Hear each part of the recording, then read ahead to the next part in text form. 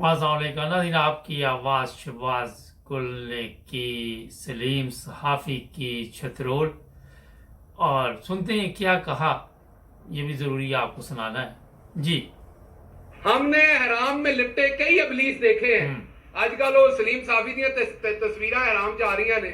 ਰੱਬ ਹੀ ਖੈਰ ਕਰੇ, ਉੱਥੇ ਹੁਣ ਸ਼ੈਤਾਨ ਦਾ ਔਰ ਸਲੀਮ ਸਾਫੀ ਦਾ ਟਾਸ ਪਿਆ ਹੋਏਗਾ। ਜਾਂ ਸ਼ੈਤਾਨ ਉਹਨੂੰ ਕੈਂਕਰਾ ਮਾਰੇਗਾ ਤੇ ਜਾਂ ਉਹਨੂੰ ਮਾਰੇਗਾ।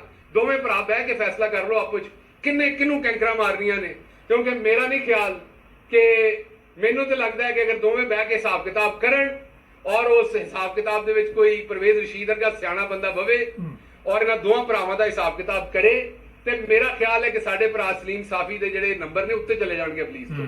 जितना फितना, झूठ और तोहमत की सियासत इन्होंने सहाफत और सियासत की है, तो इसलिए साफी साहब ना बकरे की चांपें खाते हुए ना एहराम में लिपटी हुई तस्वीरें अपनी भेजें। लोगों को आप अबलीस लगते हैं, लोग फिर आपके लिए भी यहाँ से बहुत अच्छे अल्फाज भेजेंगे, फिर आप गुस्सा करेंगे।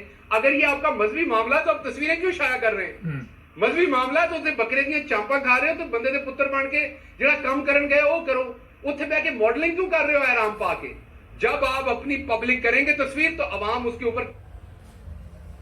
ये जनाब असल में मसला ये है कि हमारी सहाफत भी आपके इल्म में है कि वो भी हड्डी प्रोग्राम चलता है, उनको भी हड्डी पे लगाया हुआ है।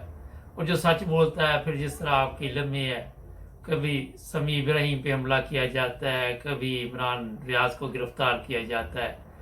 क्योंकि जो चोर गवर्नमेंट इस वक्त आई हुई है, उनको ये सहाफ़ी भी चोर जो हैं, जो डाकू हैं, यही अच्छे लगते हैं। सब्सक्राइब करें।